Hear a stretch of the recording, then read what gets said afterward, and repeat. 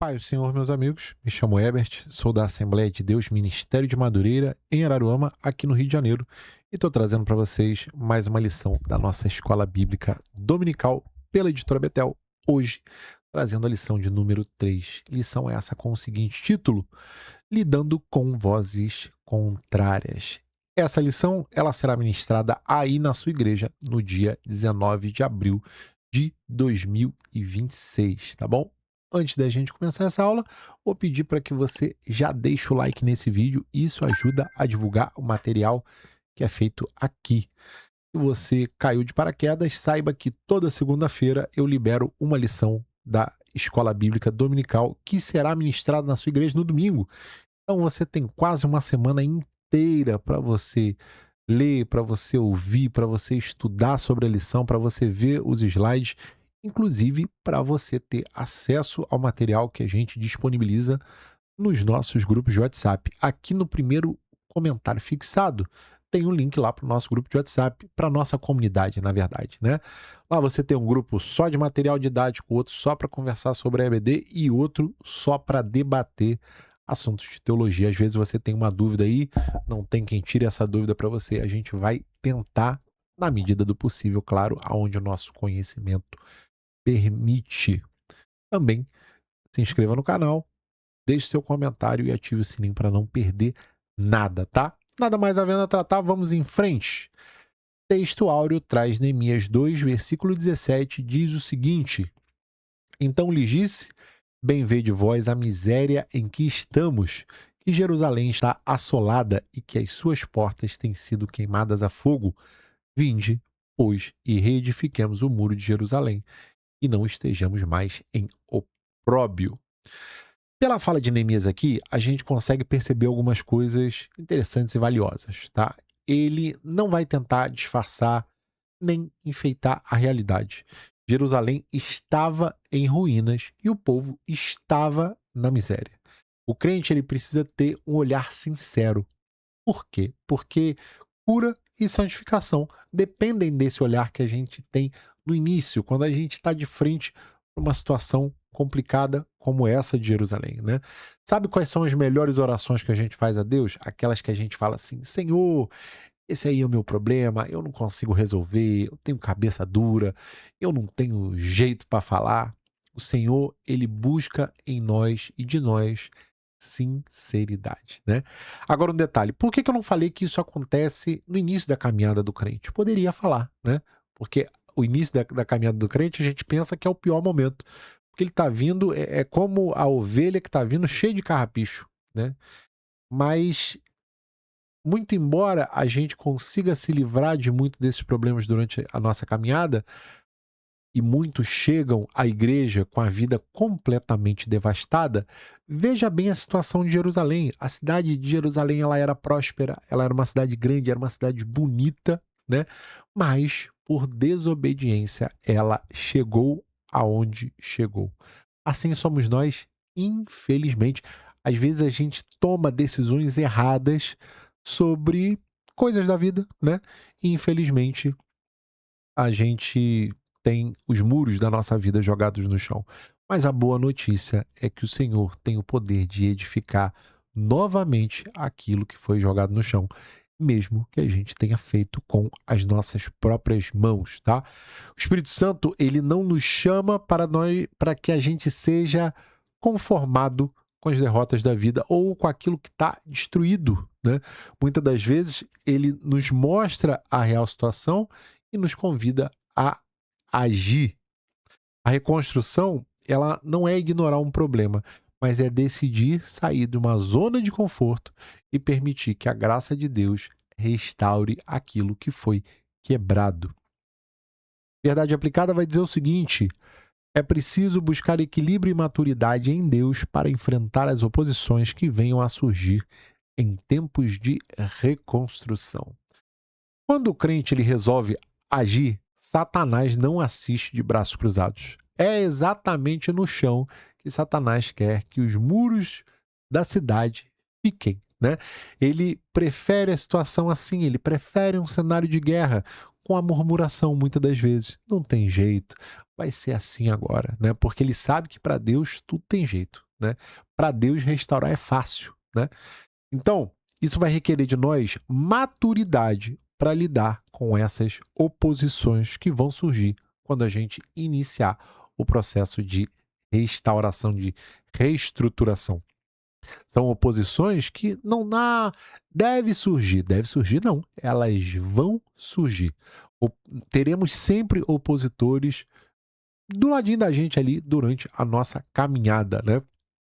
Mas a gente precisa ser maduro, e a maturidade, ela não é você ter uma carteirinha de membro da Assembleia de Deus de 10 anos de membro, né? A maturidade, ela não vem com uma pessoa que canta hino todo domingo na igreja. Na verdade, a maturidade é ter uma vida guiada pelo Espírito Santo, a ponto de não entrar em desespero quando os ataques vierem. Quando Neemias ele tem como alvo a reedificação dos muros, ele sabia que ele enfrentaria essas resistências. Na nossa vida não vai ser diferente. Resolveu agir e pedir direcionamento a Deus? Continue. Não recue mesmo diante das vozes contrárias. Decidiu ser cristão? Aí a gente ouve assim, até quando que esse menino vai ser crente? Vamos acompanhar, né? E às vezes a gente decide agregar uma responsabilidade na nossa igreja, a gente ouve assim, esse rapaz ele quer aparecer, muito exibido, né? A gente se coloca à disposição do pastor para boa obra, para poder ajudá-lo, e a gente ouve assim, esse aí é puxa-saco mesmo, puxa-saco do pastor, né? Dificilmente nós vamos ser aplaudidos ou congratulados. Mas certamente nós seremos exemplos e influência para muitos que não se manifestam aqui, ó, caladinho, só observando sua vida. Os opositores de Neemias, eles não queriam apenas manter a cidade fraca, sem os muros. Eles queriam que Jerusalém não recuperasse a sua identidade como povo de Deus. Satanás, a todo momento, ele tenta questionar a nossa identidade como filho, principalmente quando a gente peca, quando a gente cai, tá? Quem nunca ouviu de alguém que não era nem crente, né? Você não é crente e está fazendo isso? Ou então, crente pode fazer isso? Né? Quem nunca ouviu essas frases? Quase sempre essas falas vêm de pessoas de fora da religião, né? Questionando determinada conduta. Não são crentes repreendendo outro crente, mas são pessoas que não se submetem a isso, mas sabem que o cristão não faz determinada coisa. É incrível isso, tá? Objetivos da lição: compreender que o crente deve buscar discernimento ao enfrentar os opositores, ressaltar a necessidade de estarmos bem posicionados ao assumir o chamado e reconhecer a necessidade de animar os que caminham conosco nas adversidades. Texto de referência traz Neemias 2,18, que diz assim: Então lhes declarei como a mão de Deus me fora favorável, como também as palavras do rei, que ele me tinha dito. Então disseram: Levantemo-nos e edifiquemos, e esforçaram as suas mãos para o bem. E ouvindo, Sambalate, o Horonita, e Tobias, o servo amonita, e Gesem, o arábio, zombaram de nós e desprezaram-nos e disseram: E é isto que fazeis? Quereis rebelar-vos contra o rei? Então lhes respondi e disse: O Deus dos céus é o que nos fará prosperar, e nós, seus servos, nos levantaremos e edificaremos, mas vós não tendes parte, nem justiça, nem memória em Jerusalém. Aqui a gente tem a primeira entrave da reconstrução da cidade. 3 personagens zombando da edificação de Jerusalém. Perceba que Neemias ele não tenta convencer o povo com base na sua própria força ou na sua própria inteligência. Ele compartilha o seu testemunho pessoal, contando como a mão de Deus lhe fora favorável. Na vida do crente, a gente entende que muitas das vezes o encorajamento ele vem quando a gente reconhece e declara que o Espírito Santo já fez na nossa vida. Quem não tem um testemunho para contar? Qual crente não teve pelo menos um setor da vida transformado pela mão de Deus? Meus queridos, não tem como você ter um encontro sincero com Jesus e a sua vida continuar do mesmo jeito. Alguma coisa muda, tá? Quando o povo ouve isso, o coração deles se enche de esperança, né? E eles respondem de imediato ali: levantemo-nos e edifiquemos. Porque logo em seguida a oposição se levanta, não com espadas e exércitos, mas com desprezo, com ironia, com zombaria, que são coisas comuns, né? E também sutis para paralisar a nossa fé. Não existe maneira melhor de animar aquele que está cansado do que compartilhando as nossas vitórias, né? Às vezes o nosso testemunho pessoal é bem pior do que o quadro que os nossos irmãos estão vivendo, né? Então, irmão, tô passando por isso, assim, assim. Rapaz, passei por um troço muito pior e o Senhor me deu vitória. Isso dá ânimo, isso anima, tá?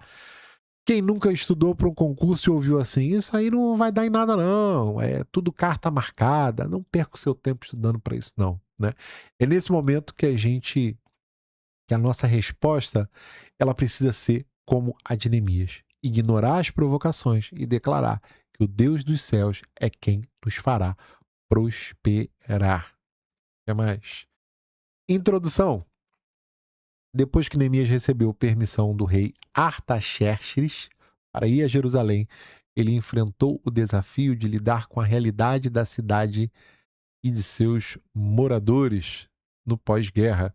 Foi preciso unir e animar o povo, além de enfrentar as vozes contrárias à reconstrução da cidade então destruída. Neemias ele sai da zona de conforto, sai da zona de segurança e da fartura do palácio do rei Artaxerxes. Difícil o nome, tá? Para encarar de perto a situação lamentável de Jerusalém no período pós-guerra, né? Lá o pessoal retornando do exílio.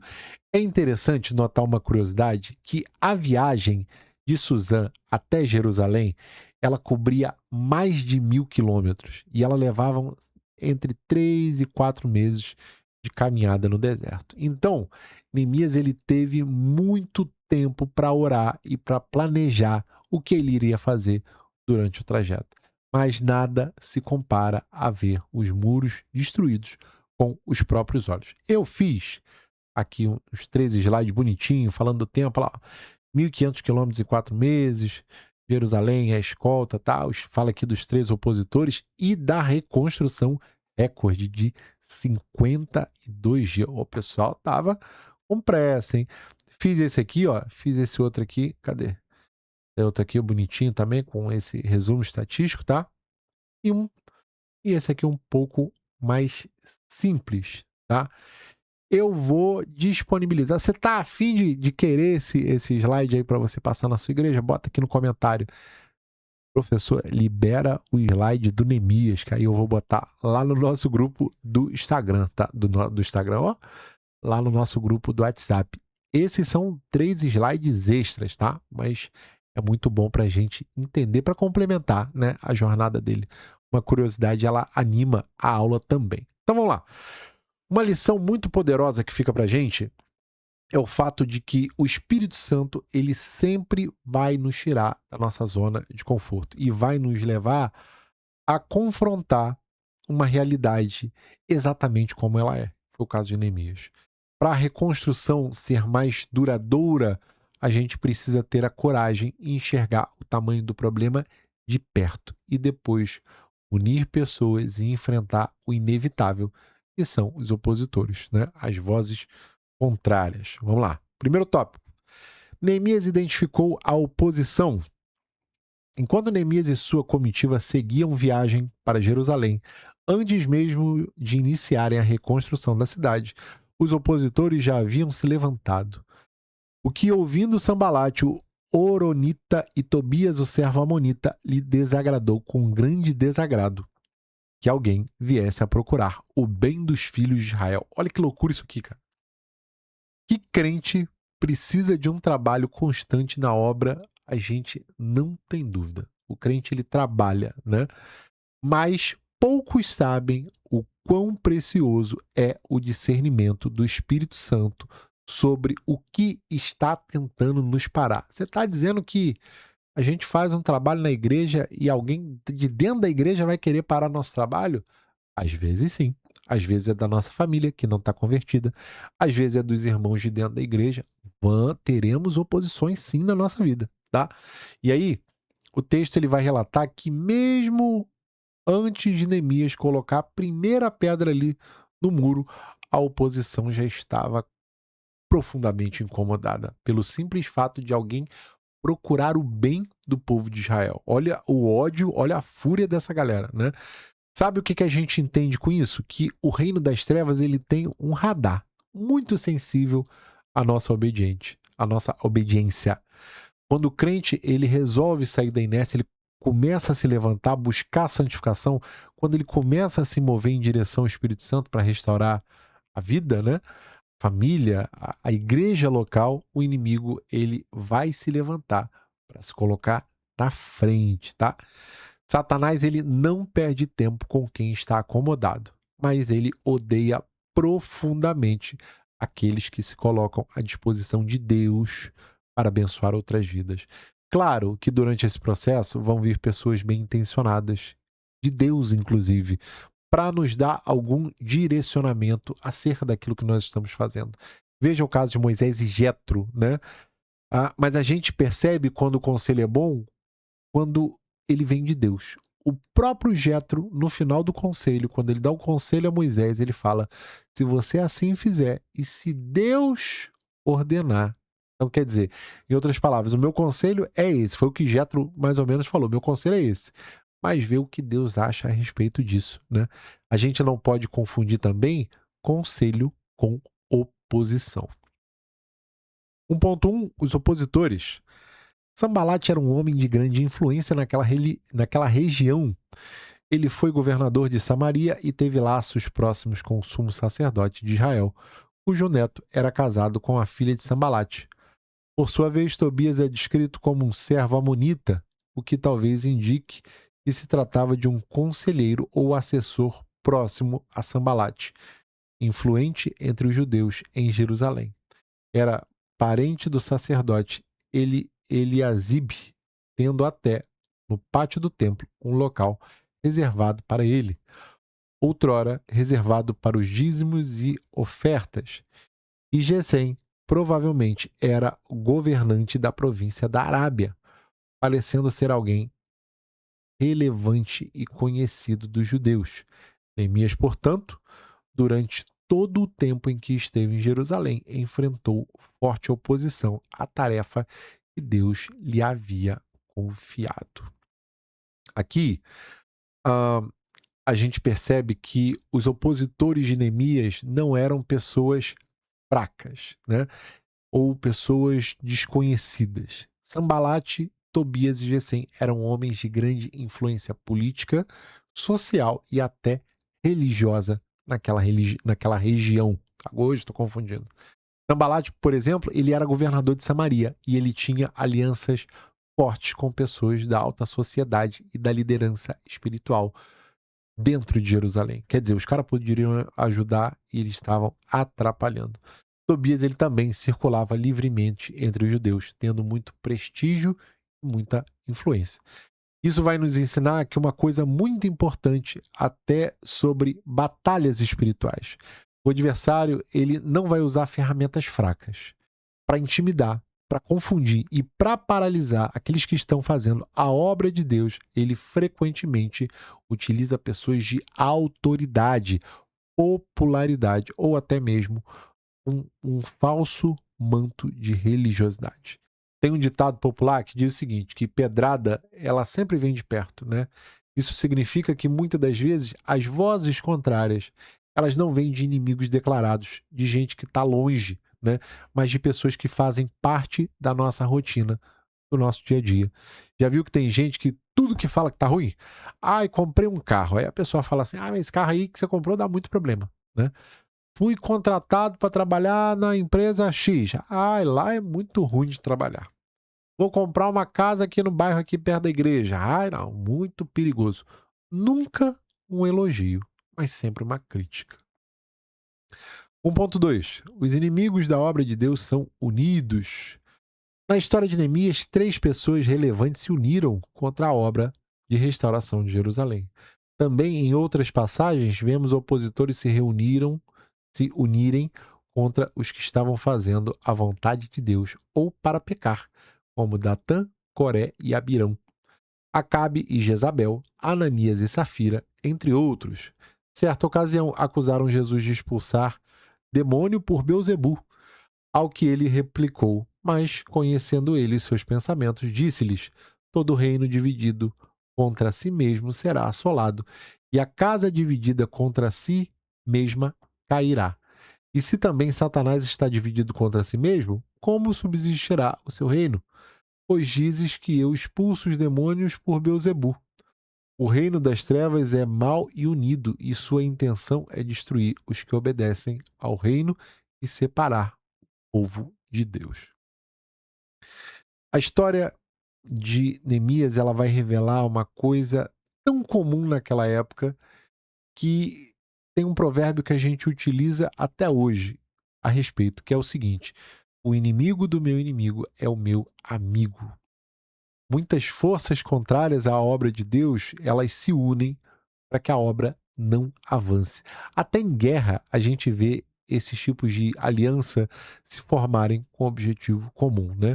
Às vezes está um país contra o outro também não gosta daquele, não, vamos nos unir para acabar com aquele lá que a gente vai ficar maior, né? Então, os inimigos da obra de Deus são extremamente unidos. Sanbalat, Tobias, Gesem, eles deixaram de lado as possíveis diferenças que eles poderiam ter para formar uma aliança com um único objetivo: parar a reconstrução de Jerusalém. Jesus afirma que os filhos das trevas eles são mais prudentes que os filhos da luz. Fala em Lucas 16:8. No finalzinho da parábola do administrador fiel. E aí, a prudência como atributo, ela é vital para qualquer estrategista no meio de uma guerra, né? O inimigo, ele sabe o poder da unidade e por isso ele frequentemente une pessoas, situações difíceis e tentações para tentar derrubar aqueles que querem se submeter a Deus. A pergunta que a igreja brasileira deve se fazer hoje é: o mundo se une tão facilmente para criticar e para derrubar. Será que nós estamos verdadeiramente unidos para orar e fortalecer os irmãos que estão lutando para fazer aquilo que é certo? Tem muita igreja se dividindo. Tem muita igreja que, por conta de política, está formando ali suas panelinhas. E isso é muito ruim. Tá? 1.3. Os opositores se revelam diante da obediência. A maneira como algumas pessoas reagem ao ver o sucesso alheio revela o caráter delas. No caso dos inimigos de Neemias, a reação foi imediata à sua chegada em Jerusalém. Quando Maria, irmã de Lázaro, derramou um vaso com bálsamo de nardo puro e de grande valor nos pés de Jesus, Judas Iscariote se indignou com aquele ato de adoração e honra. O motivo dessa reação é revelado no próprio texto. Ora, ele disse isso não pelo cuidado que tivesse com os pobres, mas porque era ladrão e tinha a bolsa e tirava o que ali se lançava. Eis a lição que todos devemos aprender: sermos prudentes, vigilantes e atentos aos sinais à nossa volta, agindo com sabedoria diante dos opositores que surgem quando estamos fazendo a vontade de Deus. A nossa obediência a Deus pode revelar o caráter de quem está à nossa volta. Enquanto a gente está numa vida morna, enquanto a gente está acomodado, enquanto a gente não se esforça para chegar a lugar nenhum, parece que não tem oposição. Ninguém se incomoda, né? Agora, no momento que você decide agir para o bem, no momento que você decide levar a sério a condução do Espírito Santo, aí sim, as intenções externas elas começam a se tornar visíveis, né? No caso de Neemias, os seus opositores eles já não gostaram logo quando ele chega a Jerusalém. No caso de Judas, a adoração diferenciada de Maria revelou a ganância e a falsidade que estavam escondidas no coração dele. Pegue isso aqui. Geralmente, pessoas que são excessivamente preocupadas sobre alguma ação de um terceiro tendem a esconder alguma coisa. Tanto que a psicologia e a psicanálise trazem essa preocupação excessiva como um mecanismo de defesa para desviar a atenção sobre questões próprias, né? Então, esse era o caso de Judas, né? Quando ele critica o desperdício de dinheiro na quebra do vaso ali, ele tenta esconder, ele cria uma cortina de fumaça para tentar esconder o que ele mesmo fazia: desvio de dinheiro, né? Entenda, a luz sempre vai incomodar as trevas. Não se assuste quando a sua dedicação às coisas de Deus gerar reações negativas. Inclusive, isso pode ser um sinal de que o seu posicionamento está abalando as estruturas do reino das trevas, tá bom? Segundo tópico, Neemias buscou conhecimento e agiu com prudência. Neemias sabia da oposição que esperava em Jerusalém. Sendo assim, agiu com prudência e sabedoria para vencer os inimigos e cumprir a obra para a qual tinha sido chamado. Oração é bom, jejum é bom, leitura bíblica também é. Mas a nossa espiritualidade, ela não vai anular nem o bom senso, nem o planejamento. Contrário, né? Nem o planejamento, perdão. O Espírito Santo, ele vai nos conduzir, vai nos conceder poder, amor e equilíbrio. Para quê? Para a gente agir. A gente precisa ter uma ação. Neemias, ele sabia que a oposição forte já estava esperando por ele, né? E aí, por isso, ele não age por impulso e ele também não toma decisão precipitada. Neemias, ele vai mostrar que ter fé não é só andar no escuro de maneira irresponsável, mas é unir a dependência total de Deus com a própria sabedoria para poder avaliar a realidade ao redor, né? E assim ele poder caminhar tranquilo. A necessidade de unir fé e prudência, ela é muito real e também essencial nas nossas decisões do dia a dia. Tu vai casar, ora, pede direcionamento pelo Espírito Santo, mas quem vai escolher se vai casar ou não é você. Deus mostra, você conhece, você tem tempo, mas quem fala assim, vou casar com essa pessoa, Deus não te empurra para casamento. Você vai decidir se vai casar ou não, né? Vai abrir um negócio? Ora, jejua, pede direcionamento e inicia o projeto. Mas você precisa economizar dinheiro, você precisa planejar os seus gastos, você precisa estudar sobre o assunto, se preparar bem, né? A fé, ela não vai substituir a nossa responsabilidade prática. 2.1. Neemias guardou tudo em secreto. Ao chegar em Jerusalém, Neemias não falou com ninguém sobre os seus planos, pois ele sabia que isso despertaria a atenção de seus inimigos. Não declarei a ninguém o que meu Deus me pôs no coração para fazer em Jerusalém. A Bíblia nos ensina que há tempo de calar e há tempo de falar. E nós não devemos abrir o nosso coração para pessoas que não conhecemos ou que sabemos ser de caráter duvidoso. Tão importante quanto a habilidade de falar é saber o momento de guardar segredo. O silêncio pode ser mais do que a ausência de palavras e ser decisivo na comunicação eficaz e estratégia. Neemias soube utilizá-lo, falou na hora certa e com as pessoas certas. Possamos assimilar essa lição e colocá-la em prática sempre que necessário. Meus amigos, aqui está uma revelação fortíssima, muito boa para os nossos dias. Quem nunca ouviu a frase que é assim: o que ninguém sabe, ninguém estraga. Já ouviu essa frase? Né? Época de escola a gente falava isso. Essa frase, ela é um conselho para manter planos, para manter conquistas, para manter relacionamentos em sigilo, para evitar inveja, para evitar fofoca, para evitar interferências externas que possam atrapalhar. É o que a revista está dizendo aqui. Não arreganha a sua boca para todo mundo para compartilhar o direcionamento que Deus está lhe dando. Por quê? Porque tem gente que vai te criticar, tem gente que vai zombar de você, tem gente que vai desacreditar. E essas pessoas são os menos piores. Para mim, na minha concepção, o menor dos problemas, né? Porque vai ter gente que vai não fazer isso, mas vai tentar te impedir de você chegar em determinado lugar por saber aonde você quer chegar, né? Tem gente que vai se colocar na frente. E aí, você pode pensar, então quer dizer que Deus não é forte o suficiente para manter a sua promessa, mesmo que o inimigo saiba os meus planos? É forte sim, né? Mas tu quer carregar um peso desnecessário? Se você pode terminar uma coisa em 1 hora, você vai levar 3 horas fazendo? Tá entendendo? Né? A vida ela já tem muito transtorno, tu quer mais ainda? Tem um texto que eu coloquei aqui, Provérbios 21, 23, diz o seguinte: o que guarda a sua boca e a sua língua guarda a sua alma das angústias. Olha que coisa forte. Então, às vezes a gente tem que ficar calado, né? Neemias, ele inspeciona as ruínas de madrugada, montado num cavalo, né?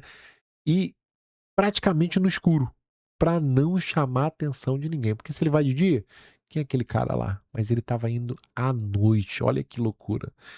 Thomas Kempis, que é um monge católico, tem uma frase muito boa a respeito disso que diz o seguinte: muitas vezes me arrependi de ter falado, mas nunca de ter guardado silêncio. Guarda essa pra você. 2.2. Neemias buscou conhecimento. Neemias reconheceu a oposição em Jerusalém e, como prudência, manteve seus planos em sigilo no momento crítico. Faltava-lhe, porém, um elemento indispensável: conhecer a realidade do terreno.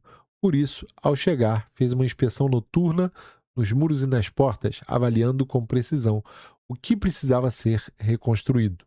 Só então avançou para o próximo passo. Esse caminho é bíblico. O temor do Senhor é o princípio do conhecimento, ou seja, a dependência de Deus. Mais informação correta é igual a decisões sábias. Projetos feitos em oração, mas também com dados, diagnóstico e estratégia tendem a prosperar, porque unem reverência, discernimento e diligência. Neemias, mesmo orando, mesmo jejuando e mesmo tendo a bênção do rei para viajar, ele sabia que ele não poderia reconstruir a cidade apenas baseado em lembranças antigas ou na opinião de outras pessoas, né? Ele precisava ver com os próprios olhos a gravidade do problema. O Espírito Santo, ele nos guia, mas ele espera de nós uma busca de conhecimento aonde nós estamos pisando, né? Aonde a gente está se metendo. Orar sempre vai ser essencial, né? Mas ela não é substitutiva da nossa responsabilidade de avaliar os fatos, buscar informações, de planejamento, né? Sua vida financeira está devastada? Ore, jejue, mas tenha um caderno, anote os gastos. Corte o que não for essencial. Aperte os cintos, gaste menos, compre menos, consuma menos. Racionalize. Quem de nós nunca ouviu uma história triste lá dos nossos avós, que tinha pelo menos 10 irmãos, todos eles morando num quarto, né? E era meio ovo para cada um. Eles não romperam? Então, é nesse pique aí, né? O próprio Jesus, lá em Lucas 14, 28, ele fala assim: pois qual de vós, querendo edificar uma torre, não se assenta primeiro a fazer as contas dos gastos, para ver se tem com o que acabar? Então, quer dizer, você vai montar uma torre? Planeja, vê o que vai precisar, vê o tempo que vai demandar, para depois você fazer. Mas sempre na iminência de Deus, tá? 2.3. Neemias dependia de Deus. Neemias tinha recursos financeiros e o conhecimento necessário para executar o seu projeto, mas decidiu depender de Deus para isso. Ele orou para falar com o rei, conseguiu os recursos que precisava e reconheceu que a mão de Deus era com ele. Também, diante dos seus inimigos, ele mostrou uma confiança inabalável em Deus. Portanto, nem o conhecimento da situação, nem outros recursos necessários devem anular a nossa dependência de Deus. Pelo contrário, eles devem andar juntos. Muitos cristãos se perderam ao longo da caminhada por se julgarem autossuficientes, pois somente os que confiam no Senhor permanecem para sempre.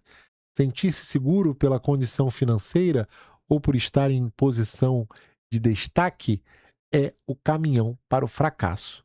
Deus resiste ao soberbo, mas ajuda os que são humildes. Então vamos lá. Mesmo tendo preparo, mesmo tendo inteligência, mesmo tendo apoio do império mais poderoso da época, Neemias decide depender exclusivamente de Deus. Essa é a essência do crente. É entender que o nosso conhecimento, né, o nosso dinheiro, a nossa posição, ela não deve substituir a direção do Espírito Santo. Neemias tinha as cartas do rei, ele tinha madeira garantida para a construção e até uma escolta militar. Mas quando os inimigos zombaram dele, ele não usou a influência política para tentar intimidar. Ele, ao contrário, ele responde com humildade e convicção. O Deus dos céus é quem nos fará prosperar. E aí, preparação é importante e é necessária, mas a mão de Deus é o que garante o sucesso e a proteção de qualquer projeto. A gente tem uma vida tão corrida que às vezes a gente corre o risco de confiar nas nossas próprias capacidades, nos nossos próprios recursos e simplesmente a gente esquece de orar antes de agir. Santo Inácio tem uma frase muito boa: ore como se tudo dependesse de Deus. Trabalhe como se tudo dependesse de você. Terceiro tópico, Neemias preparou o povo para vencer. Diz assim: nós podemos até fracassar sozinhos, mas o sucesso só vem se estivermos acompanhados. Sabendo disso, logo após tomar conhecimento do real estado da cidade, Neemias foi falar com os judeus em Jerusalém. Aqui o texto ele pinça um ponto sobre a liderança espiritual.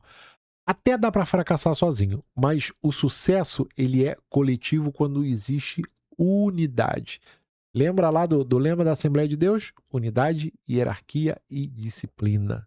Por quê? Unidade é algo poderosíssimo, tá? Eu vou falar disso depois. Depois que Neemias ele avalia em silêncio a questão das ruínas, ele reúne os líderes, reúne o povo, não para cobrar deles, não para humilhar, mas para preparar essa galera para vencer, né? Deus ele não levanta líderes para serem heróis isolados, para fazer tudo sozinho, mas para serem instrumentos que despertam o dom e a coragem na comunidade. Neemias ele não constrói o muro com as próprias mãos. Ele constrói primeiro a coragem e o ânimo no coração do povo. E o povo, inspirado por Deus, constrói os muros, né? No capítulo 3 tem uma coisa interessante. Em vez de Neemias contratar só pedreiro profissional, ele divide as tarefas por famílias, né? Então, cada família deveria reconstruir a parte do muro que ficava exatamente em frente à casa da pessoa, né? A própria casa. E isso gerou um senso de pertencimento e um zelo gigantesco daquelas pessoas. A pessoa que morava em frente ao muro não iria querer que o seu trabalho fosse feito de qualquer forma. Não iria querer que a parte do muro ali desse brecha, né? Então, eles empreenderam ali a melhor qualidade de esforço possível. 3.1. Neemias anima o povo. Neemias mostrou aos judeus a triste e difícil realidade em que eles viviam. Além disso, tocou num ponto sensível, a humilhação em que estavam submetidos. Depois da grandeza e do esplendor que tinham a cidade e o templo nos dias de Salomão, viver em meio às ruínas era algo terrível. Porém, Neemias se identificou com a dor dele e os incentivou a mudar a situação, dizendo: estás vendo a miséria que estamos? Jerusalém assolada e as suas portas queimadas. Vinde, pois, e reedifiquemos os muros de Jerusalém e deixemos de ser opróbio. Quando Neemias ele reúne o povo, ele não chega metendo o dedo na cara dos outros, criticando a preguiça deles e dando ordem, né? Ele se inclui no problema, né? Bem vedes vós a miséria que estamos, que aqui estamos, né? Então, como que tu ajuda o seu irmão quando ele cai em pecado? Você ajuda ele falando assim, ó, tá vendo aí? Se você não tivesse feito isso, agora estava tranquilo. Você não faz isso, né? Você fala, irmão, vou te ajudar com isso aí. Vamos conversar, vamos reconstruir, vamos começar de novo. É assim que a gente ajuda, né?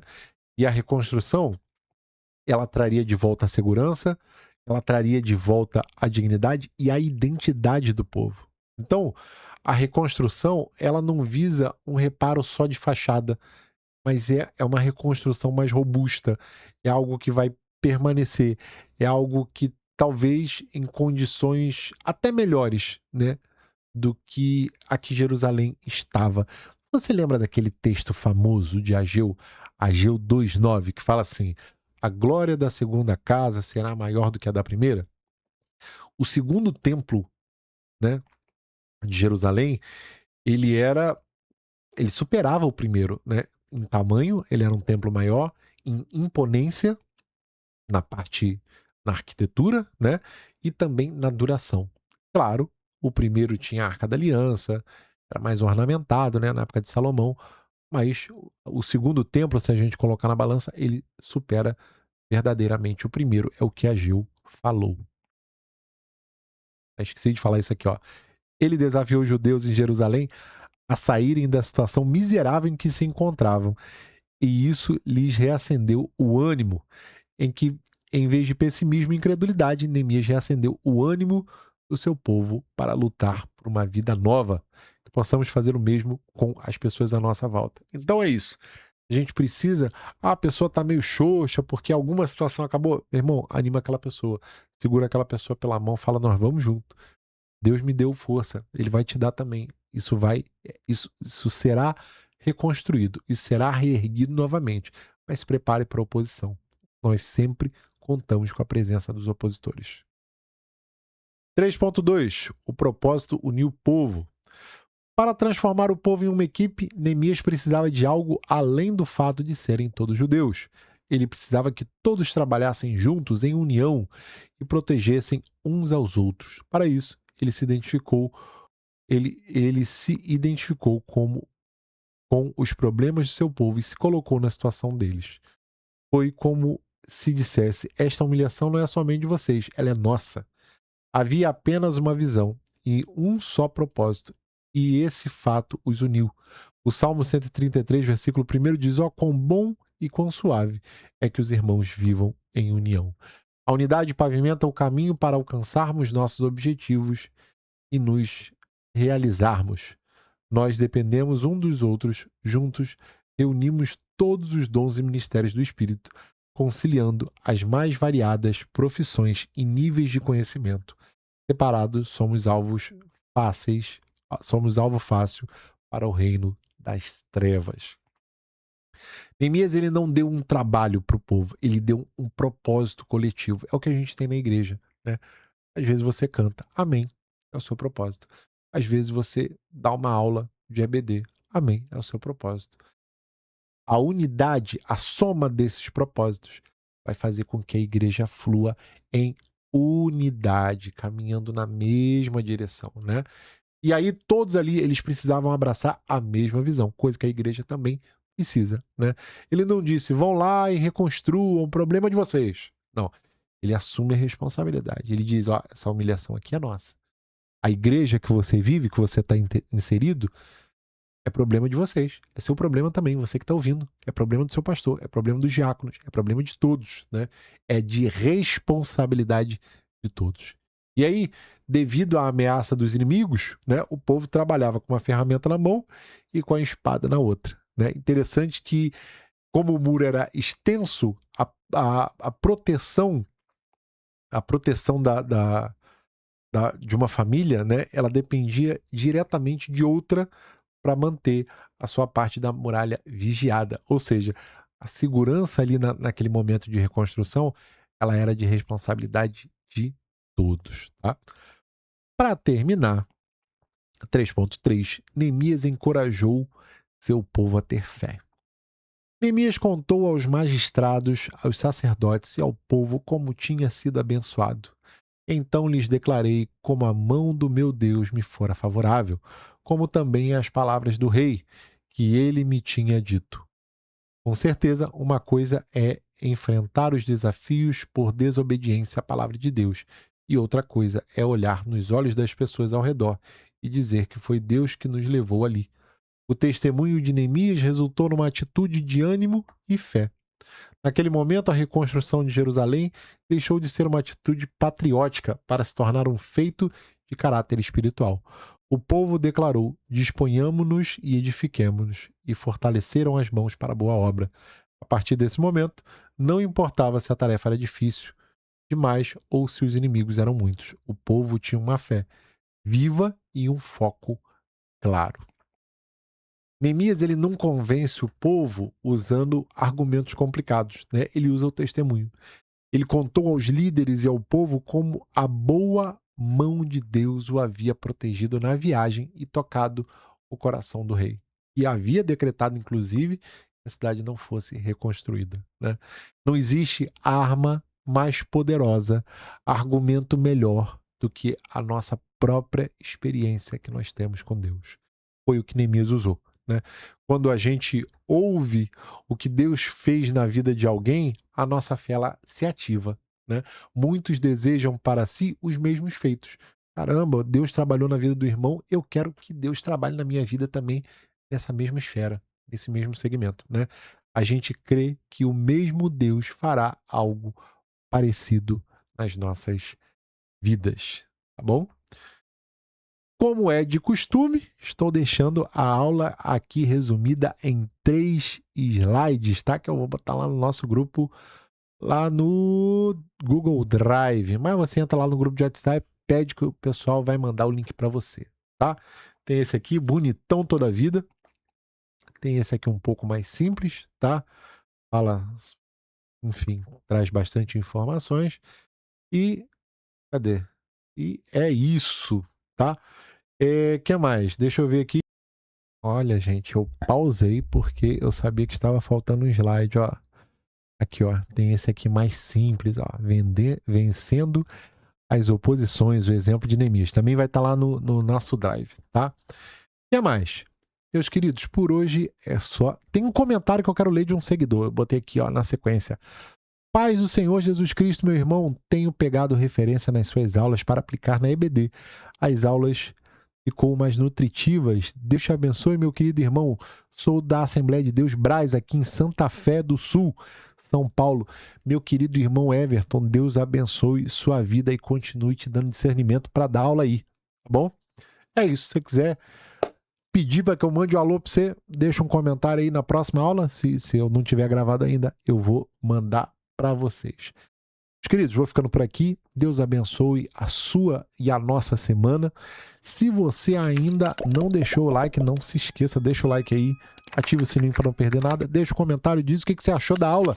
Semana que vem, se o Senhor assim permitir, nós estamos de volta, tá? Deus abençoe sua vida. Até semana que vem. Tchau, tchau.